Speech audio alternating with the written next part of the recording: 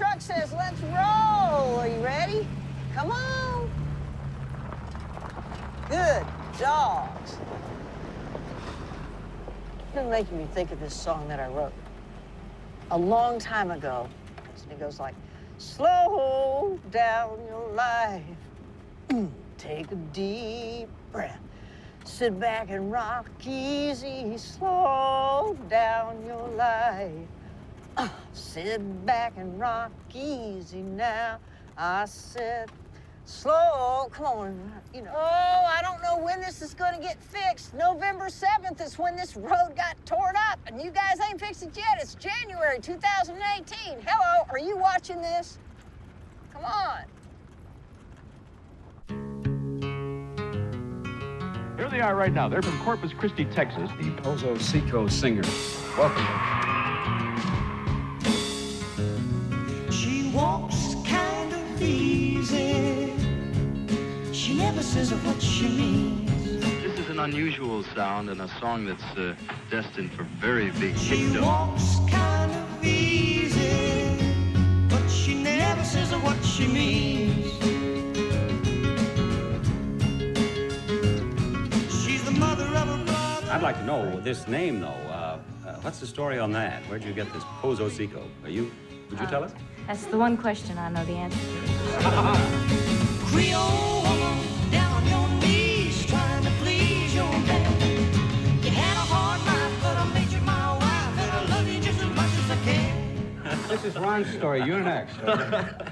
Yes, there is a little She story wears behind a it. red bandana tied around her long black hair. She wears a red bandana tied around her long black hair. Long black hair. You know her clothes ain't fancy, oh, but Lordy, Lordy, I don't care. She's my Creole, down on her knees, trying to please her man. She's had a hard time, but I made her my wife. I love her just as much as I can, and I can love her just as much as I can, and I can love her just as much as I can.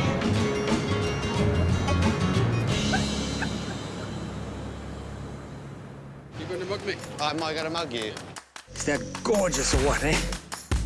And I believe I can run a decent marathon. Thank you very much. Download Veely now. Well, I'm standing by the depot, standing in the rain. Hey, sis, come on in. Forever. It was this action. I went Oh, you picked up the weights. Oh, yeah. I saw these weights on the floor over here, sis, and I go like this. I go like, oh, that's cool. Sis is like lifting weights. So I go like this, and I go.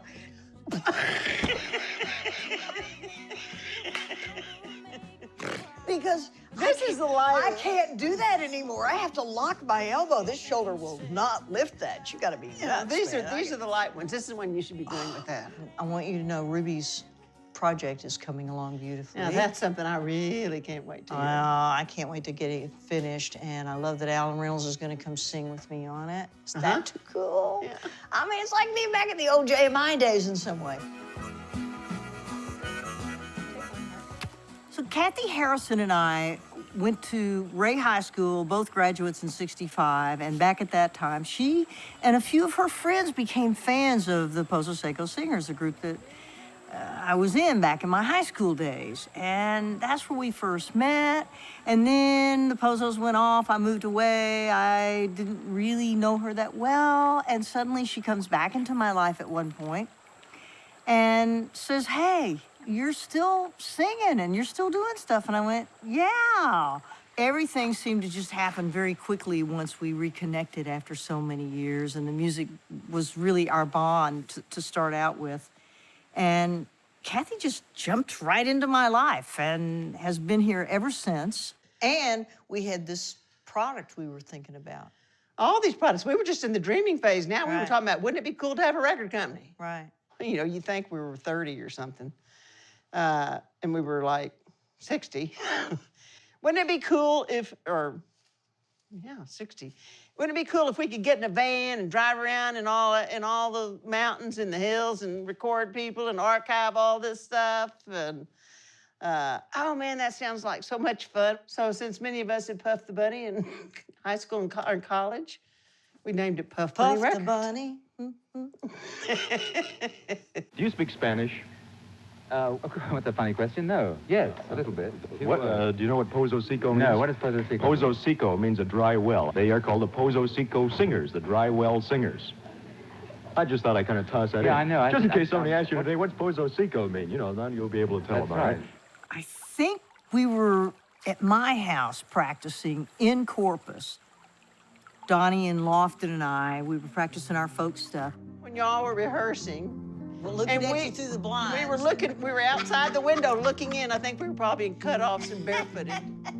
You know, and y'all laughed at us and told us to come in. And so we were just, you know, y'all were like stars and we were like fans. Here they are right now. They're from Corpus Christi, Texas, and this is called Time.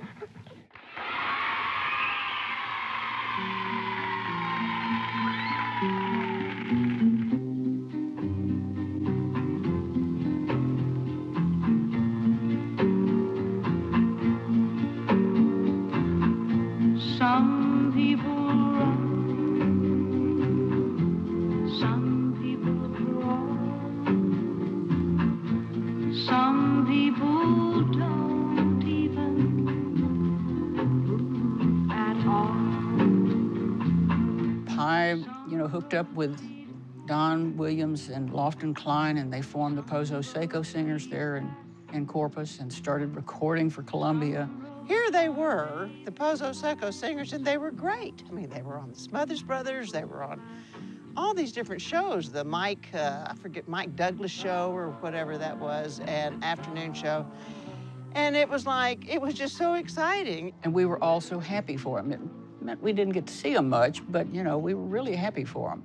I could still tell you the street I was on and where I was when I first heard the recording of the song Time by the Pozo Seco Singers, and it stopped me cold. I pulled over to the curb to hear it. Time, oh time,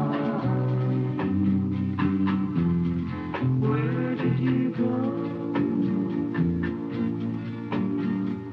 Time, oh good time. So in 1950, Bill Quinn added this place to the studio, and they changed the name to Gold Star.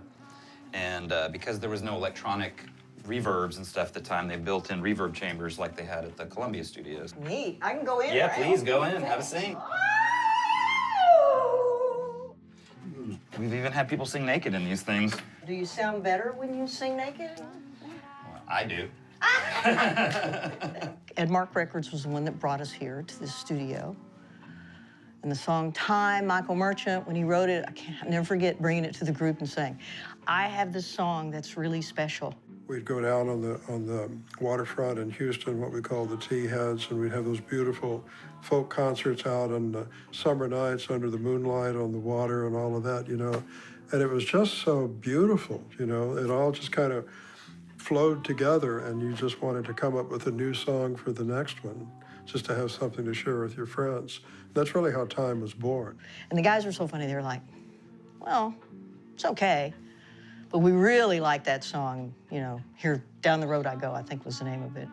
Because Don sounds like Johnny Cash. And I thought for a minute, and I said, well, there's already a Johnny Cash. That doesn't make sense to me, but, you know, I was outvoted because I only had one vote in the group. There were 3 of us, so 2 voted that way. They put it out as a B-side. The little record got turned over by the DJs, and Time became our first and probably longest running hit for all time. I think we were on the charts for about 50 some odd weeks. Over a year, we hung in the charts.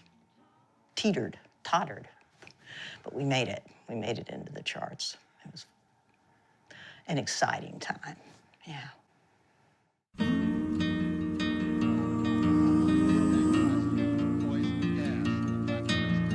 Johnny, run to the window. Daddy's coming through the meadow. What's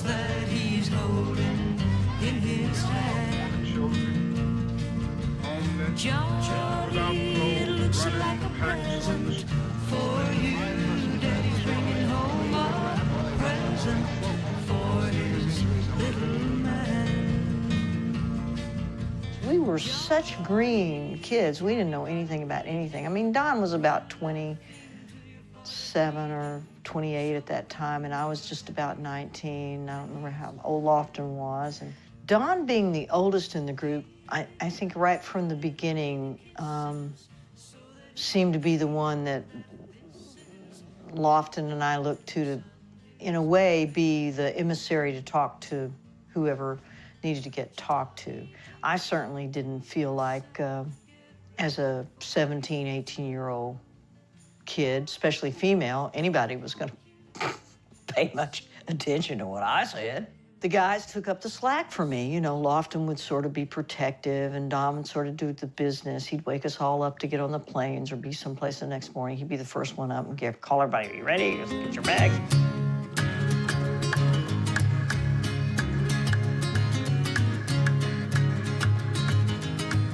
We were getting messages from Columbia Records that they wanted to sign us and release it on Columbia. That label had so many of my heroes on it, and we were going to be on that label. I was just so like, wow.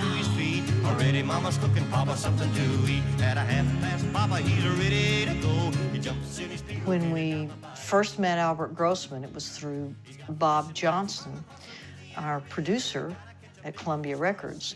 Bob was a big-name producer at Columbia Records, and he produced a ton of people that were huge. And he was friends with Albert. Albert had Peter, Paul, and Mary. They were big. Dylan, hello, Bob Dylan. So Albert flew to Corpus Christi.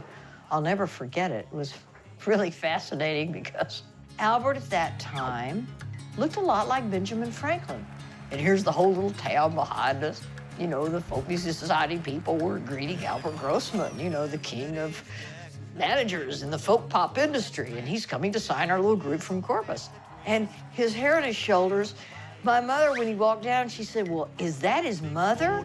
That's how my papa goes into town. Takes every bit of a night and a day to even reach a place where the people stay. So Albert came.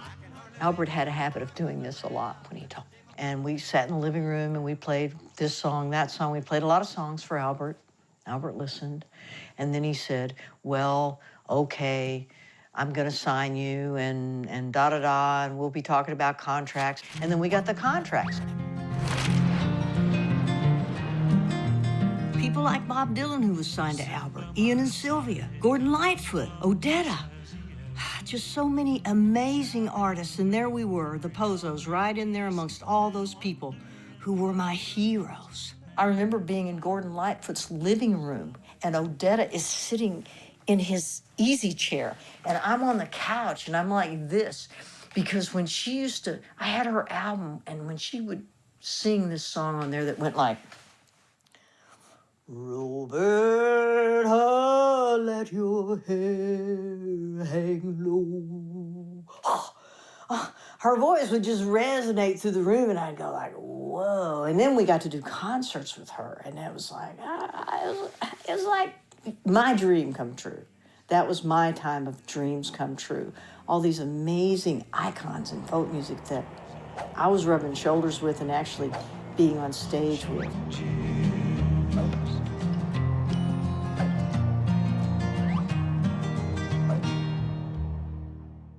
One day when we were in New York, I got called into Sam's office, and I've been trying to remember Sam's last name. I do think I'm right, Sam, that was your name.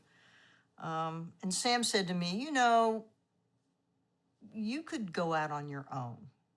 You could really do this. Columbia would back you. We would back you. You don't have to be, you know, with these two guys. We would support you there." Basically, it was kind of that kind of conversation. And I remember sitting there for a minute. I was about 19, I guess, when that happened.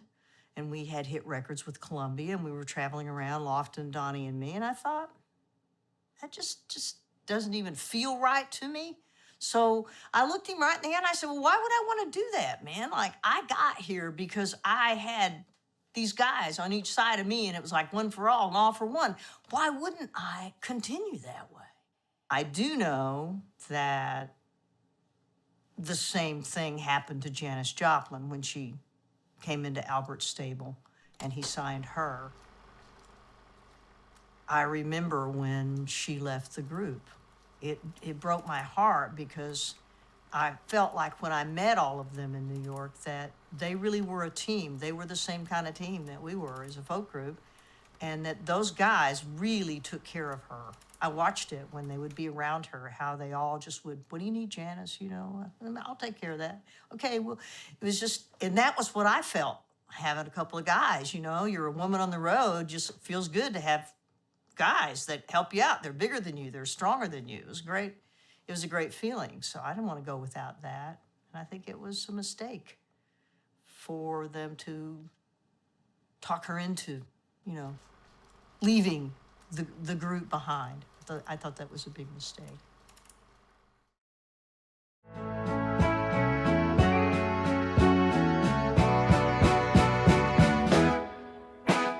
The group went on to be a big success. We were in the charts for a whole 2 years with multiple singles. I'm your baby,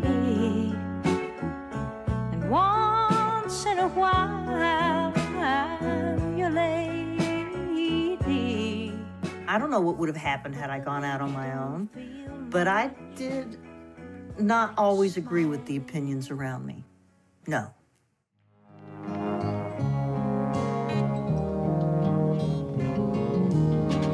There'll be no strings to bind your hands, not if my love can. So when you pitch me a song that says, there'll be no strings to bind my something, not if my love can't tie you down, basically, you know.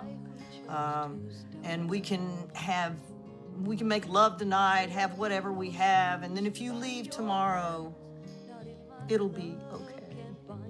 Just call me angel of the morning. And I was like, 19. And I went, no, I'm not singing that. I don't feel that way. That sounds like a woman who is not only a victim, but allowing herself to be a victim and is telling you that it's okay that you make her a victim. I don't know. I could not do it. Just call me angel of the morning, angel.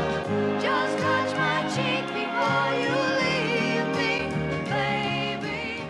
Well, both of my sidekicks, they looked at me with a bit of mystery in some ways. I think they got it after a while, but the record company was totally mad at me, and because it did become a big hit. Maybe the sun's light will be dim, and it won't matter anyhow. To love and to justice between fellow human beings. If morning's echo says we've sinned, well, it was what I wanted now.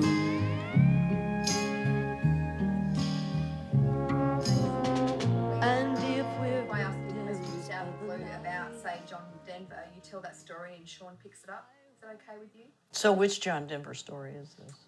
Well, how many you got? You mean like cutting jet plane? Yeah. Check that list. Could be a time for a little sangria over the rocks.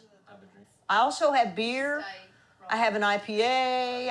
I have a very low gravity IPA of 4.7, which is really mild, but it's a nice IPA. I think more of a sangria guy. Okay. I know I got 3 sangrias. We're on it. The night that we had heard Jet Plane and John had been in and out of the office, and we all decided to go to dinner because we had a session that night. We were going to leave it on a jet plane. And John went to dinner with us, and I think we probably had maybe a couple of too many cocktails together. And we get to the session, and I'm rocking and rolling, but I'm having a little trouble staying on pitch. Kind of funny, but we made it through. I loved it. And then we found out that on the very same night we were cutting Jet Plane, Peter, Paul, and Mary were cutting it. The very same night. Well, we're both with Grossman Management, so who gets to put it out? Duh. Peter, Paul, Mary. Mary Travers, who, I mean, come on, it's the ultimate version of it, I will say that. Mary just sang the stew out of it, and she made it her song. Have a sip there, bud. Sean, you're not drinking enough.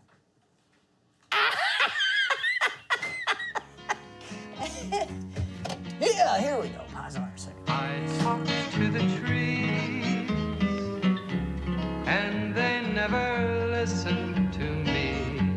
I talk to the stars, but they never hear me. The breeze hasn't time to stop and hear what I say. I talk to them all in vain. Stupid song. What did you say? Stupid song. Don't pick a real nice time to tell me about it. Well, I wanted to surprise you.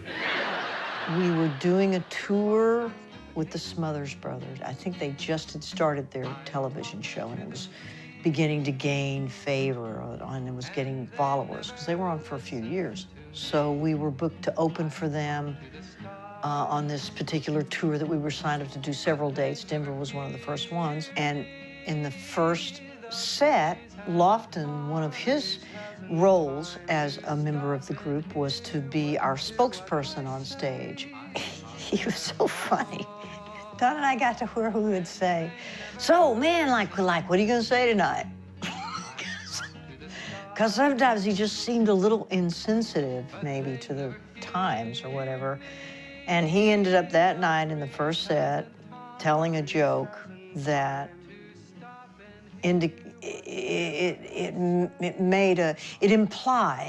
it perhaps implied that a very famous singing artist might be a person who preferred someone of the same gender as a partner. Let's put it that way, gently if I can. It wasn't nearly that nice.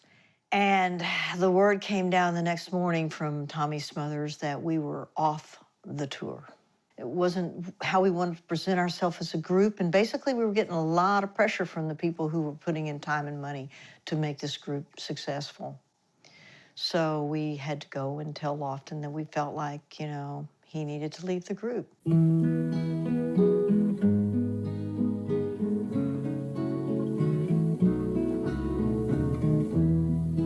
Mary had a little lamb. To me, Ron Shaw added class to the Pozo Seco Singers. He raised us, I thought, sort of elevated us in regard to our audiences and our ability to actually entertain more people. And every story ended with happily ever after. I remember feeling that I'd be safe if I didn't step on a crack. The days when the sun was up ahead and the wind was at my back. I loved singing with him. He just popped right in there to that third part harmony with us, and to me was a real natural in that way. Tell me, dear,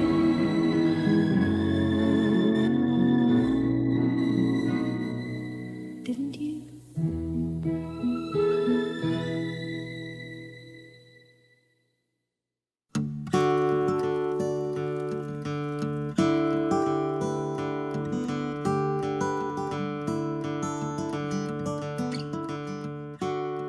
I don't know how you do it. It's been so long since I've seen you, and you just look the same. You haven't changed either. Really? Really? That's why I love you. Well, I guess we've changed a little bit since those days when we could leap through hoops, it seemed like, catch planes at all hours, be exhausted, and just keep going on the road. We did too. We did. It was wonderful. They don't talk like that anymore. Come on, that's what you told me. That was one of the first things you told me. Now, if you go up to Maine, this is what they'll say to you. Can't get there from here. It's just funny. When Lofton left the group and you came on board, I'm trying to remember now who it was that connected you with us. Was it Milt? Milt and maybe, what was his name? Grossman? Grossman. So Milt Oken and Albert Grossman knew each other. That's right. And Albert was our manager, and he knew that we needed a new third singer, and you came.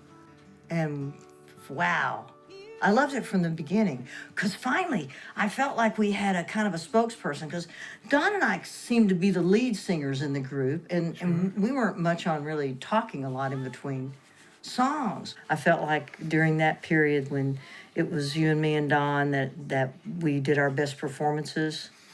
I think we did. We sang the best. I love the album that you were part of, that last album that we did with Elliot Mazer that was released by Columbia.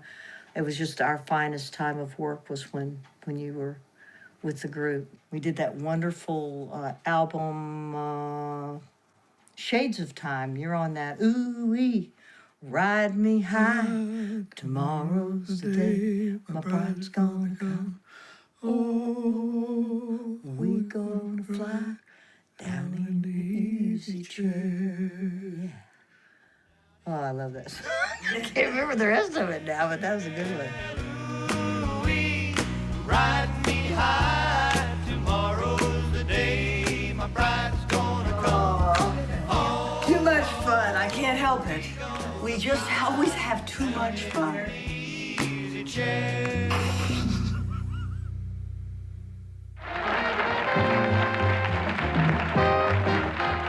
Well, it's unusual today to find a popular recording group that appeals to adults as well as young people.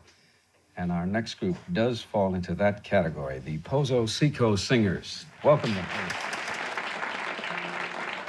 All of the national TV shows we did, which we did the Joey Bishop show, which at the time, was the competition for the Tonight Show with Johnny Carson. But Mike Douglas had a huge following.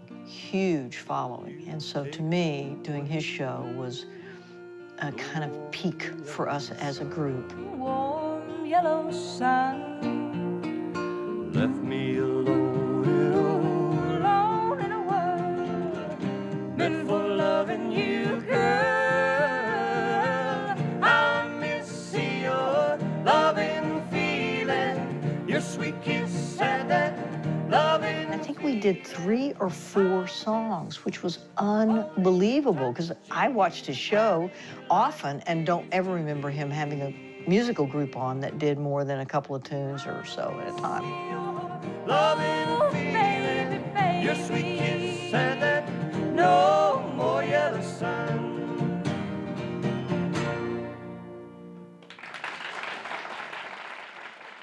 I enjoyed you young people very much, and what should please you more than that is that Roberta Peters had some very nice things to say about your singing. I'd like to know this name, though. What's the story on that? Where'd you get this Pozo Seco? Would you tell us? That's the one question I know the answer to. It's my turn on this one. It's the sort of a colloquial term that comes around the South Texas Mexican border area, and it means dry well. Ah, now we're back to Brownsville. I mentioned Brownsville earlier, you see? Yes. Across the border from Matamoros. Right. Yeah. Is that where you're from? Corpus Christi's only about an hour and a half from there. Yeah. Yes. It's very close. Oh, you're from Corpus? I'm from Corpus, and Don is from Corpus, and Ron's from New Hampshire. I was stationed. That's about as far apart as you can get. I was stationed at Corpus during World War II. Isn't that interesting? That I was, I mean. No, it's a nice town. Well, how did the group... Yeah, I was going to say, you have to ask one more question. There you go. Now, all you can do to kill the whole thing is say, I don't know that story. Well, it all started at a kind of a hootenanny type thing at one of the local colleges back home. Mm-hmm. And we were practicing backstage before we went on and got together and liked the sound and each other. And so we decided we'd stay together. Yeah, but a girl that pretty, whether she sounded good or not, you would have hired her, wouldn't you? Right. I thought that was turkey trot.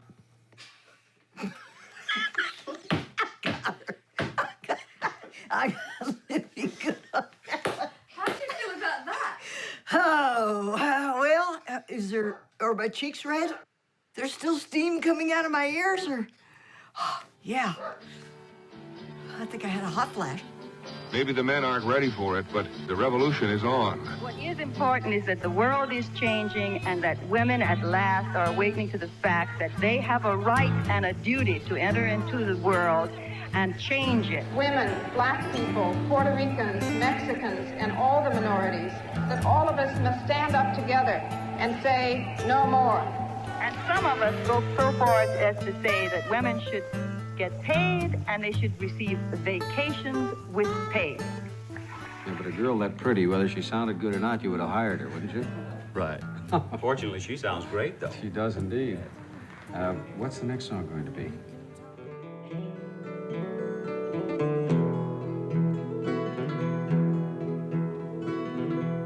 Walk me out in the morning dew, my honey.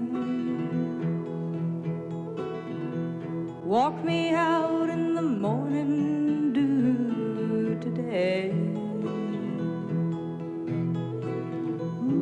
Can't walk you out in the morning dew, my baby. Our version of Morning Dew on that show just still gives me chills when I see it.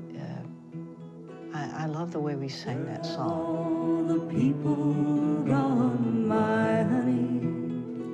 You know, as beautiful as Morning Dew was, it was a powerful song in that it was socially talking about how if the air we breathe becomes polluted, either with radiation or acid rain, we are no more. Everything dies. And I love that we finally recorded a song and released it as a single that had a very important message socially. Walk me out in the morning dew today. Can't walk you out in the morning dew, my baby. I think even Columbia felt like we were the more pop arm. And after I Can Make It With You, Baby, that seems to be what we became.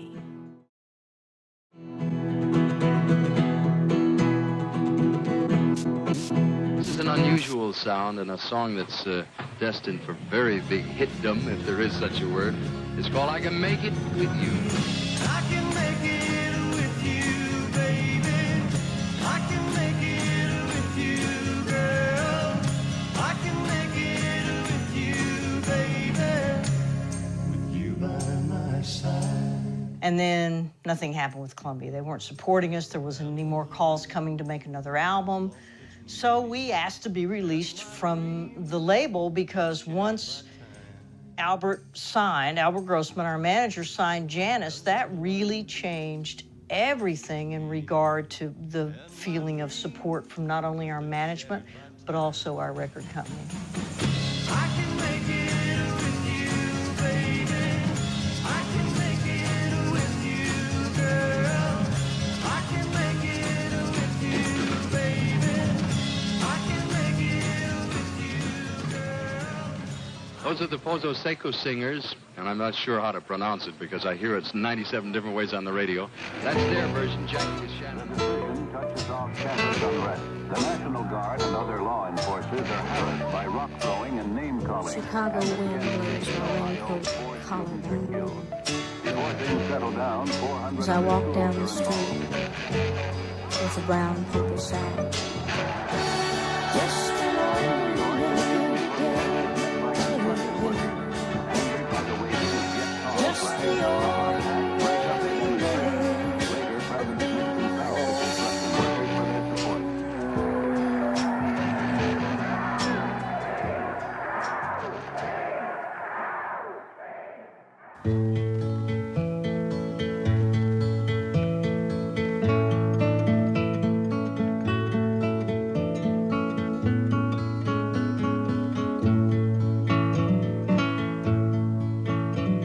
Sunday morning sun won't be early. I just lay there, being cool. Then I thought I heard my mama call me. She said, "Get up, son.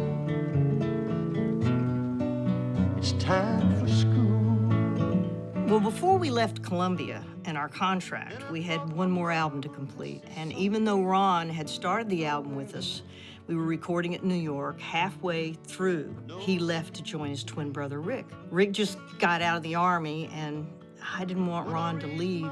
I so wanted him to stay. But at the same time, I understood. He and Rick had this super duo in New Hampshire, and they're identical twins, so yeah, I got it. Mind of mine is making me remember all my morning mama memories.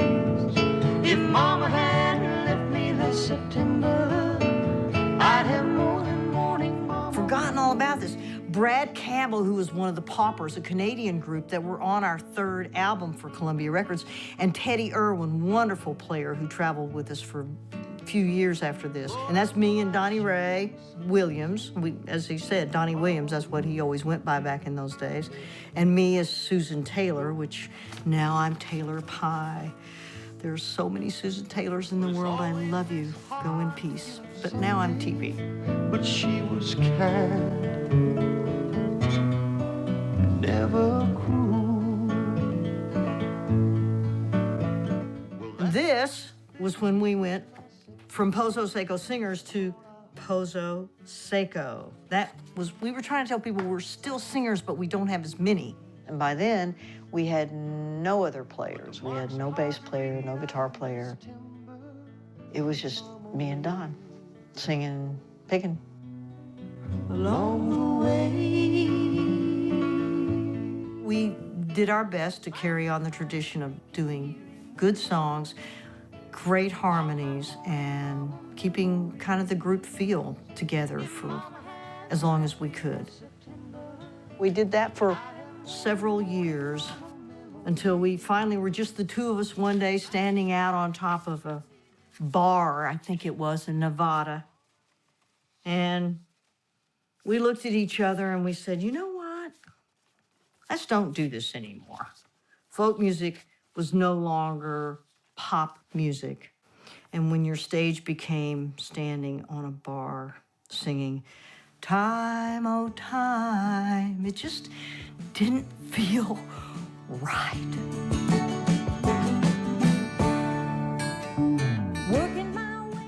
I knew that the Pozos had broken up, and Don had moved back to Texas and gone into the furniture business with his father-in-law. Jack Clement had decided to start a record label, and for some reason wanted me to manage it.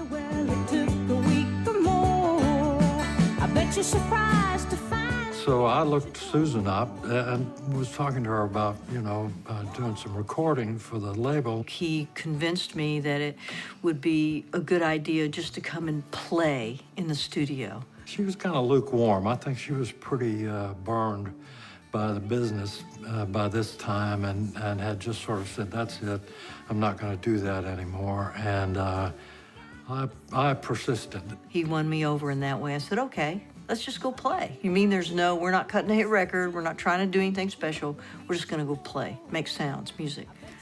And that's how Finally Getting Home album for Susan Taylor happened.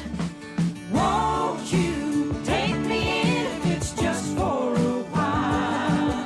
Feed me on the tenderness of your sweet smile.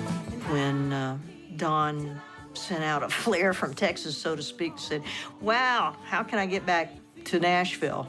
And I immediately called up Alan. She really was urging me to spend some time with him and trying to be helpful in getting him back here. But he thought it'd be about 6 months. I think it was about a month.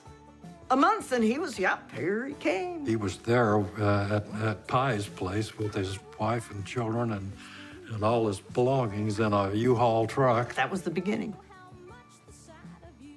For Don. Of Don, but yeah, beginning of Don Williams' return to Nashville. And you actually co-produced some of Don's first few tracks that actually were released. Yes, I co-produced Don's first 5 cuts that we did in the old Jack Track studios. We sort of did it just like we always had done it in the Pozos. I think out of the 5 things we cut on him, 3 charted. I guess there's not much I can do or say. Saw my baby with another guy today. Bob McDill and I had cut an album. Both of our albums were out there, but we were more folky, so things weren't happening for us in the same way they were starting to happen for Don. So I said, Alan, I'd really like to go to New York and find myself. And I know things are busy at the label right now, but Don's record's getting some airplay and mine's not doing so well. And I feel like I need to go to New York and really find me as a musician and a writer.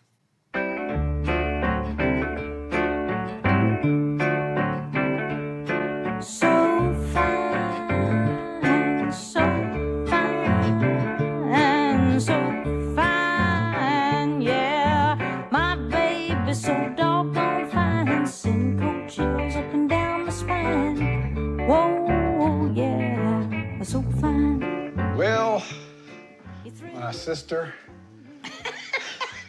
I've actually only played it like one time before when I was over here with you. It's an Irish bouzouki body with a banjo neck. It's called a banjola. Really? Why don't you play it a little bit? Oh, you play something for No, me. you I play haven't- something. I haven't played it Hey, yet. you're the pro. I haven't played it. Well, just try. There's a 4 and a 5, 5, so it's like. There you go. Has a little magical sound to it. Okay, mark it. Take some, Mark. You remember when we first met? Sort of. Well, Back at the Barbara old and I tracks, moved Jack's from Memphis to Nashville, Murfreesboro, where she taught at MTSU, and I worked in Nashville at the bank. First person I called was our mutual buddy, Alan Reynolds. Right. And he said, come on over, we're cutting at Jack's Tracks today. So I came over there, and I think they were cutting Don Williams, I believe. I can't remember. But I remember meeting you and just struck by you and your personality. And of course, I was a fan of the Pozos, too.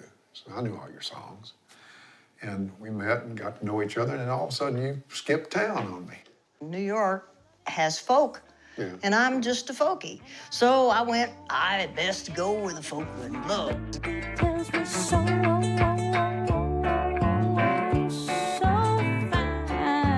yeah, so fine, yeah. Did you go down and play the Gaslight? Oh, I and met all that? Mike Porco at the Folk City. Folk City, Played Gertie's at Folk Folk City, City. Met Jack. I met some Jack Hardy. Got to sit in his presence and see him. It was just a really great time. So fine, yeah, my baby, so doggone. And then from there up to the Berkshires, where that was Arlo country up there, and got to play with the musicians from his band. And so it just followed that folk trail. In the 80s, the Berkshires were popping. Arlo was there with his band, Shenandoah, and they all lived there. And then Grover and I got to be pals, and we started working together and writing together and doing stuff and doing shows together. And it was really a hotbed of folk songwriter-performer. They introduced me to good places to play, like the Red Lion Inn. And the first time I walked into the Red Lion Inn, saw their poster, Taylor Pye performing on this day, I went, yeah, I kind of like this person. And after that, I think I just kept wanting to meet Taylor Pye more and more. Still the one on your mind. I was coming in from the Berkshires, you gotta remember, when I moved to Nashville. And I'd, for about a decade up there, just traveled around with my little sound system and pulled in enough money to make a living as a musician. But man, I was kind of tired after that. Trust in the things you're hoping to find. Trust in the things you're hoping to find. One of the things I love about being Taylor Pye now is that I've had a couple of great guitar makers, and the one right now that I'm playing is from Short Mountain Guitars and Doug Spencer, and Doug put a pie on my guitar, which that way I know it's mine. It's like mine. And he did his own thing. I had pies on my other guitars. My pianos all have pies on them, but everyone makes a different pie. This is Doug's. Thanks, Doug. I had written Alan Reynolds a note, and I said, You know, I'm thinking about coming back. I know that I'm at the age, being an artist at this point is, you know, I'm not looking for me to come back and be an artist anymore on a label. But do you think songwriting would be something that perhaps would be something I could truly, immerse myself in if I come back? And I chewed on that for a while and thought, well, that's what I want to do. I want to go back and I want to build my little publishing company that I started in New York in '72. And I want to just write as best I can, maybe songs that have some meaning to others, that move them, maybe some that just give them solace. I don't know, it's the folky thing. It's like songs are about life to me in folk music. That's what it's always been about, is your everyday life. And being able to survive and not having to depend on being famous to me was a gift.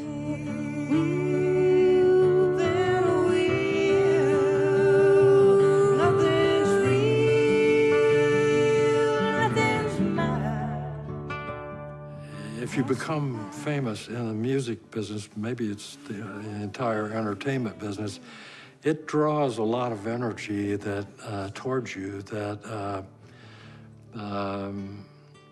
you may not necessarily like. She did not, once she got close enough to get a good look at it, she did not really hunger for fame.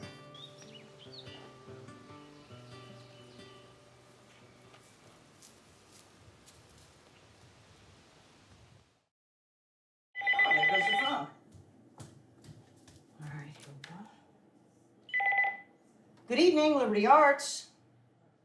Yeah, tonight we have here we go. This is Liberty Arts here, and we have a show up and coming. So, bum-ba-da-bum. Time to set the tables up. I'm just going to read this to you guys now. I know we're not on the air, and that's okay, because this is really for us sort of locally. There is an actual election day, December the 19th. So please, if you don't know about this, inform yourselves, because the only way... Pa has always been very vocal about her political beliefs. Of course, women's rights, hatred of other people because of their race or their religious beliefs or their sexual orientation. Spending time with Pa, either just talking or having a meal together or writing songs together, opened up my eyes a little bit from a little South Mississippi country girl off the farm. And I met this woman who not only had strong beliefs, but was also willing to voice them in front of anybody.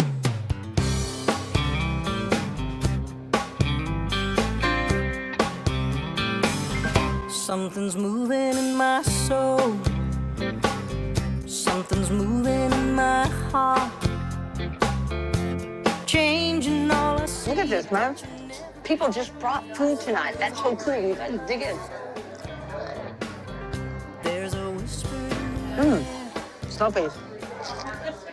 Will you help me give a warm Liberty Arts live welcome to Jeff Clankenhorn and the Q. Please welcome Annie to the stage.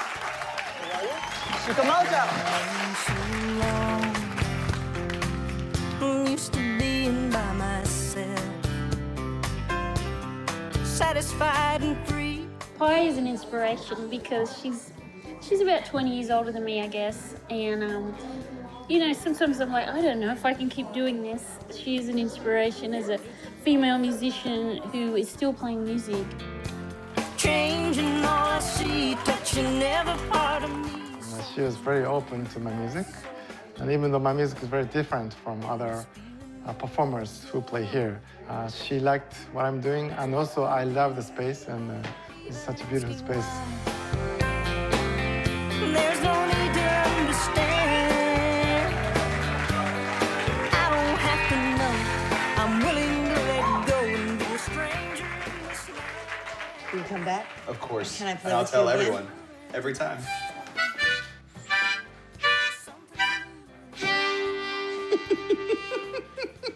This is what I'm doing singing on top of Song Swarm album that I put together. There's the new Ruby Lovett project, which I'm so excited about to happen. Then also I have going on right now with kind of connected with this is Folk Alliance, alliances coming up. And you know what? I'm about to enter next year my 73rd revolution. So I'm not sure that I need a whole lot more. It's fun though. I love it.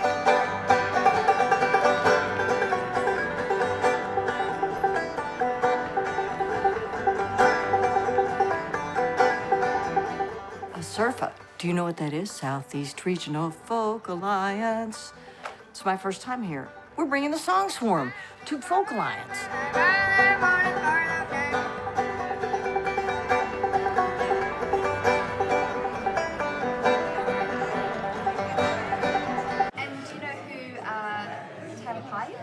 I don't. I've heard her name circulating a lot. This is the moment we've waited for.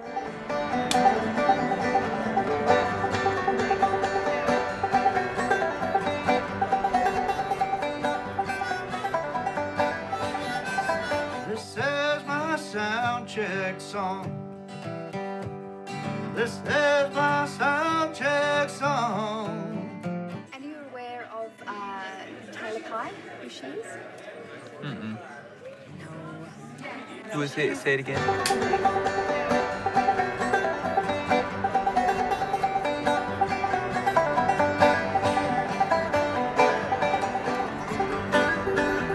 Ain't that catchy, but it ain't that long.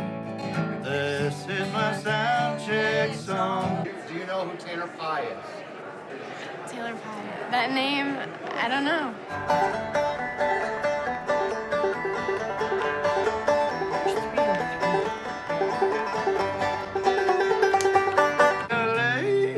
This is my sound check song.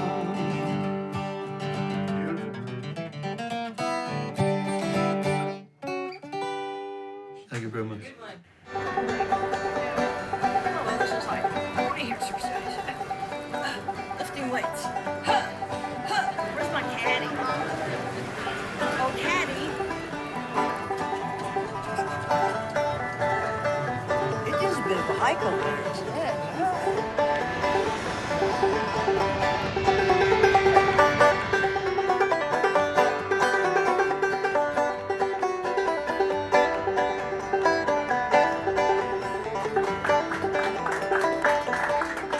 Anybody got time? 11? Okay, good. That must be us. Also, there's a documentary crew that's been following. Can't get rid of these guys. Listen, where's your car? I want to bottle your enthusiasm and take it with me. Oh, I love that. That's what Song Swarm's all about. Thank you. Yeah.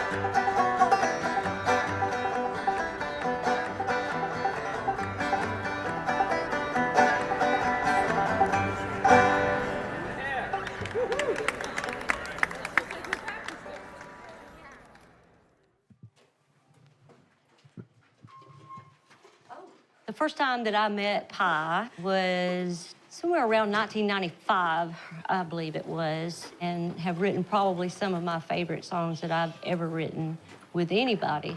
I've written with Pye.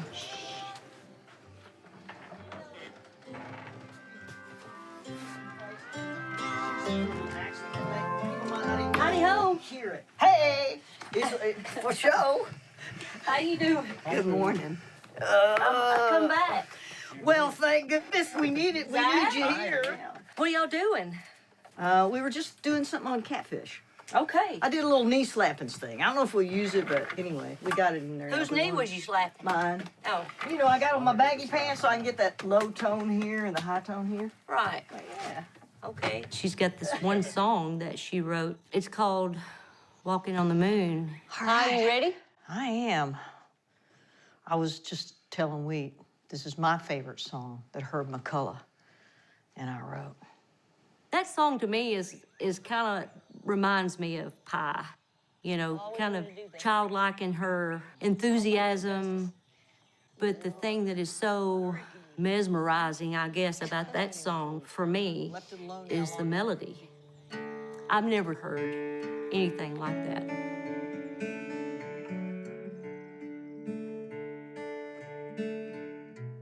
Rolling when you're ready, Pi. Okay, here we go.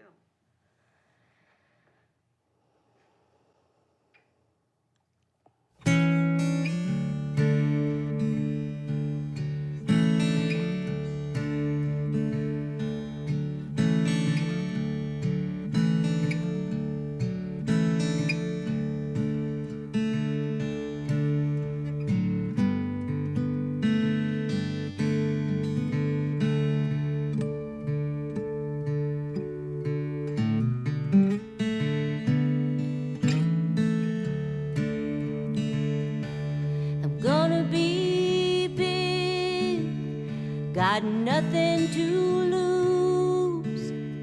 Gonna teach myself to play guitar and tie my shoes. I'm gonna learn to whistle soon. Someday I'll go walking on the moon. I'm gonna be brave and I'm gonna be strong. Gonna learn to take care of myself when I'm alone. I guess there's not much I can't do.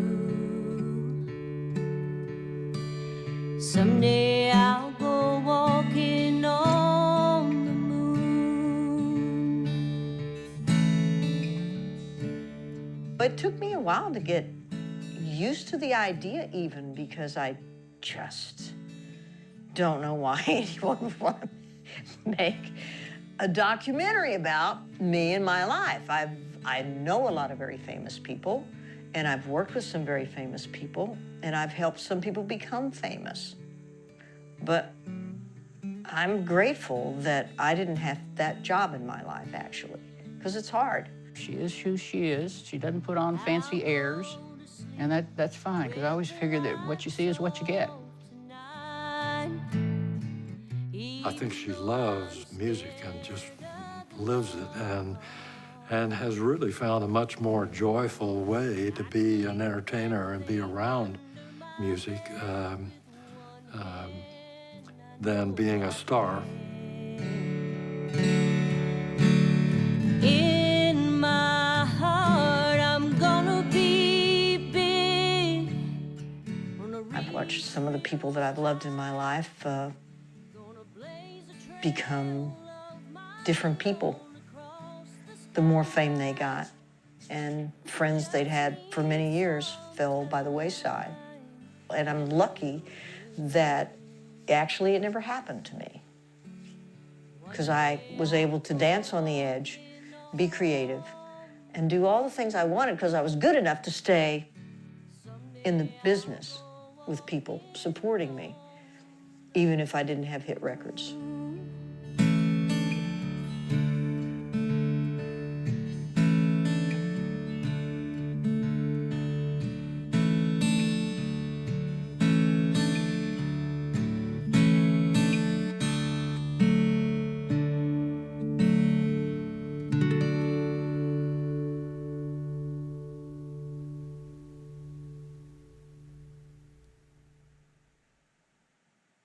Some of us became more famous from the group, and some of us didn't become as famous, but still stayed within our genre and enjoyed success in other ways. And that's been a mitzvah for me in my life, that I've been able to have a life that is like paradise and exquisite because I'm nobody famous. Yeah. I like it.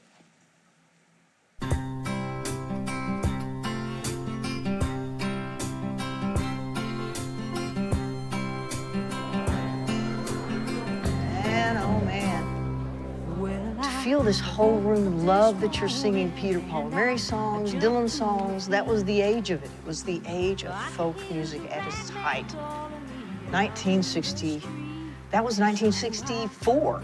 Then I started a folk group, and we had folk, and I was one of the original members of the Corpus Christi Folk Music Society. We brought Peter, Paul, and Mary to town, but I was a kid.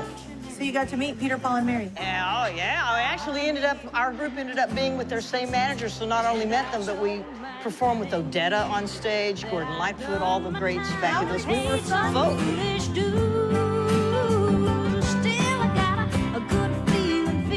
me show you this great one of you and me in camp. Do you remember when we all went, the three of us went to a photo booth? Check this out. Oh, my gosh, yes. There it is. Actually, I like that pose. And I was told by Dr. Stroud, who I went to work for after Dr. Heaney, that that's very good for your eyes to do that. Really? So you should learn. Like, there it is.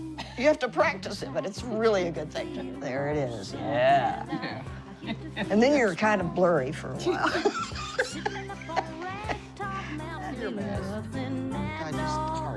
I thought her voice said it all. I mean, she was the lead singer of the Pozo Seco Singers. She wasn't the girl singer. She was more than that. She was the lead singer.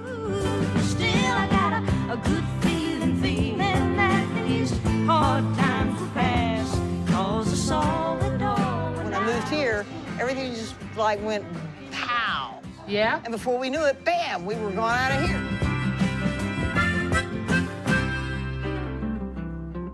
I always particularly loved the last line, because you remember you wrote more than the three verses that the Pozos did. So it was hard for me to choose which three verses to do, but I picked them out really for my own personal feeling of life. And that line of, at midnight, I'm in between and wondering why. I'm going home to Dixie, and it's gonna be all right. And when I'm gone, we've got two invoices for the Rolling Stones, Lightning Hopkins, in the 70s for sessions here. We can't find the tapes. You don't suppose they got put in the wrong box? I don't know. I've done my time and paid some foolish dues. Still, I had never heard of the Pozo Seco Singers, and then she went on to tell me that Pozo Seco means dry well. And, I didn't know exactly what to make of that. Well, I remember you called me right after you wrote that thing. I think at I the kitchen think I table, did. and it was about noon, and you sang it to me a cappella. I think I said something like, I think I'm channeling Tom Paxton or something. Or something. Yeah, I don't know what it was. It certainly wasn't Tom Paxton. But it's just so nice that our little music careers have kind of paralleled each other, you know? It is. The Cumberland Trio come back and all that kind of stuff, and the Pie come back. All happened about the same time. Time, oh time, where does it go? Time, oh time, where did it go? Time, oh good time, where did you go? Horse, duck. Horse is a duck? Quack. Another best demos that I've got out of my just tapes and shit I made and stuff. And then I met Kathy Harrison, and Jack's Tracks was closing, and we went and we had an album at Jack's Tracks with all of my favorite musicians and did all of my songs on there. And there it is for now, other than this album, which is my first true production as a producer. Creating, came up with the songs for my idea. I'm actually appearing on the tracks, and I'm on every swarm on this album. As a musician, I'm proud of that. My last effort. There it is. There's the stack. Now you have plenty of coasters for your living room. I've done my time and